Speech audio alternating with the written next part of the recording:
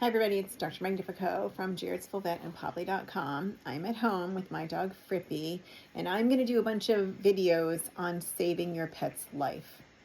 In some cases, it really comes down to this. Ideally, all of us would have access to a very good veterinarian who's got transparent pricing, is there for you 24/7, understands who you are and what your pet means to you, and then guides you through all of the many bumps in the road that medicine has to offer. But these days, that's not really feasible for all of us. So I'm going to give you some quick tips on how to get out alive. I have more on my blog, so you can go to my blog, kmdvm.blogspot.com. You can Google my name, or you can follow this feed. But here are the things that you need to remember should you end up at the ER with an emergency for your pet. Number one, most importantly, write down everything.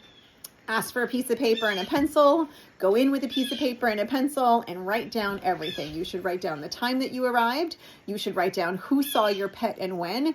In almost all cases, you're going to be seen by a veterinary technician. Before you're going to see a veterinarian, you should get their name and you should get their information. You should write that down. When you are seen by the veterinarian, you should get their name and you need to write that down too. You also need to be cognizant that a lot of stuff goes on behind the scenes. You can ask to be seen with a veterinarian present. You can ask to be present for everything. In some cases, it may not be the most beneficial if your pet is difficult to handle, but in a lot of cases, there's a lot of important information that goes on between myself, the veterinarian, and that pet, and having you there and present as I'm doing the exam is really, really helpful to all of us. I can get a better history, I can ask you questions, and we can collect information together. The most important thing that's going to happen is that going to be that veterinary examination. So the examination you get with the veterinarian, you need to know all of that information as it's happening and as it's unfolding, and then you need to be writing it down. After the veterinarian does the examination, you should ask for all of the normal findings and all of the abnormal findings. You should show them that on a piece of paper. They should acknowledge that. From all of that information, we can get what's called a differential diagnosis. A differential diagnosis is our first best guess at what this might be. You should ask them that. They may want to give you one. They may want to give you three. And then from those three differential diagnoses, you should ask them which ones are treatable and which ones are not. If you are a person who runs on a budget, you should just focus on the ones that are treatable. So if they give you three differential diagnoses and one is treatable and the other two are not treatable, like a brain tumor or cancer or something that you probably won't pursue a treatment option on, then just focus all of your time and money on the diagnostics for the differential diagnosis that's treatable. That's very, very important. We need to manage resources from the beginning and to the end, and not just the middle to the end. Lots of people have a budget. It's okay for you to tell them that you have a budget. If you have a budget, you should write it down, you should talk to them about it, and you should be managing those resources from the get-go. From the minute your pet is seen, you should be managing those resources. If that means that they do minimum database, that's another important thing to remember. There's a minimum database assigned to every single differential diagnosis. You can ask for that.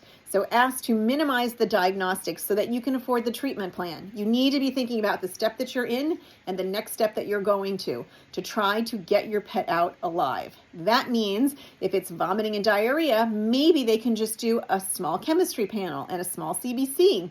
Maybe they don't need to do all of the x-rays, the ultrasound, and all the blood work. That really depends on how your patient presents and your history.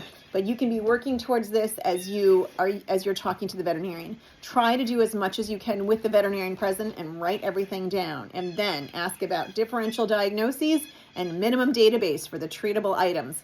From there, you work on the cost and the estimate for the treatment plan. In some cases, it's cost prohibitive to do the treatment plan. So you can ask for things that you can do at home. What can I take from you to go home and try?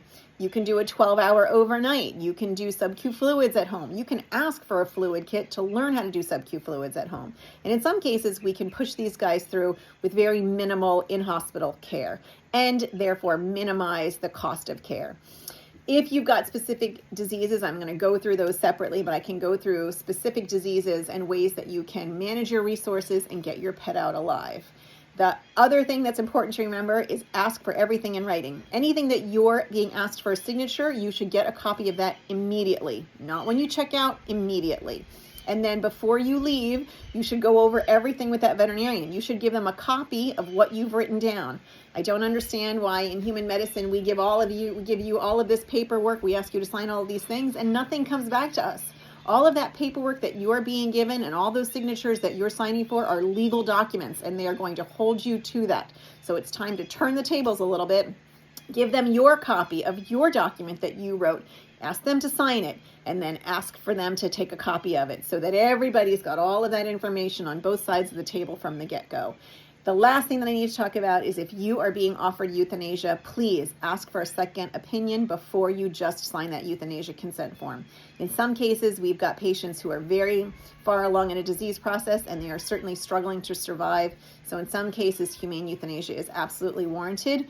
But in a lot of cases, if you're just being given a very big number that you can't afford, you should not consider euthanasia immediately. You should go ask for a second opinion, go back to your regular veterinarian, ask for things that might be much cheaper somewhere else, and you might be able to even do at home and keep your pet alive. The number of patients that I see who come to me as second opinions from an ER because they've been given a cost of care that's cost prohibitive, most of those patients we can save. We do about it. We take care of those animals by talking about the budget up front, doing a minimum database, minimizing diagnostics so that we can manage those resources into the treatment plan, and then empowering people to do it at home. All right, please follow along and I'll give you more tips for keeping your pet alive, regardless of which veterinary practice you go to.